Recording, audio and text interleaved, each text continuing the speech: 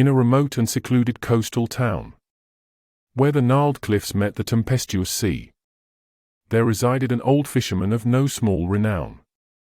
Captain O'Donnell they called him, though many of the townsfolk whispered that Donnell should be replaced with madman, for Captain O'Donnell harbored a penchant for the supernatural that bordered on the unholy.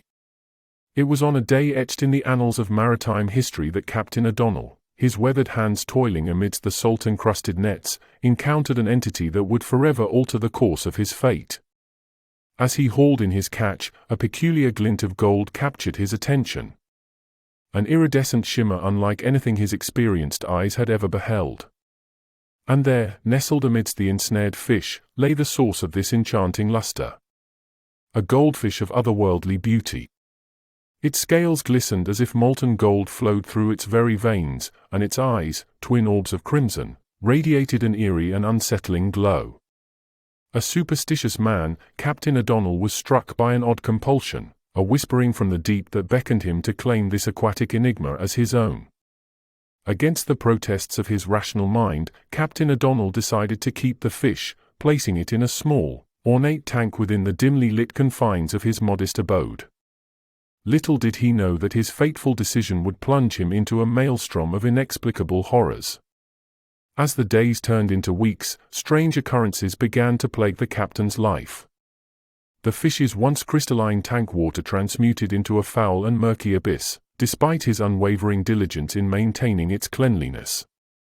It was as if the very essence of decay clung to this malevolent entity, and its influence spread like a cancer within the confines of the tank. One fateful night, Captain O'Donnell was roused from his uneasy slumber by a cacophony of whispers that echoed through his house. Unintelligible but undeniably unsettling, these spectral murmurs seemed to emanate from the very walls themselves. It was as if the house had become a sentient entity, conspiring to torment its hapless tenant. As the weeks gave way to months, the captain's health deteriorated at an alarming pace. His once ruddy complexion faded to a pallid grey, and his eyes, once filled with the vigor of the sea, became sunken and hollow.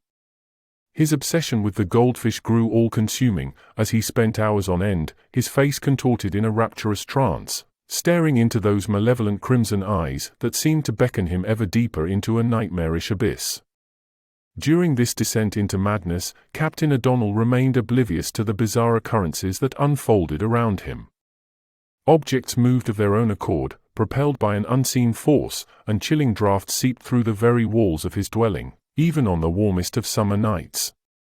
But the zenith of his torment awaited him on a moonless night, when he was awakened by the horrifying sensation of being submerged in water. Panic surged through him as he realized that he was no longer in his own bed, but trapped within the confines of the very fish tank that had once held his peculiar pet. Gasping for air, he clawed desperately at the glass walls that now imprisoned him. And there, gazing down upon him with malevolent glee, was the goldfish, transformed into a grotesque leviathan of the deep, its scales now bloated and grotesque. With a horrifying realization that chilled him to the very core of his being, Captain O'Donnell understood the truth. He had become the pet, and the goldfish, the insidious master. His fate was irrevocably sealed in that watery prison, forever at the mercy of the vengeful creature he had once captured in the snares of his own curiosity. As the merciless sea claimed the last vestiges of his sanity, Captain O'Donnell found himself ensnared in a nightmarish existence, a lamentable tale of obsession, retribution, and the macabre consequences of tampering with the unfathomable depths of the unknown.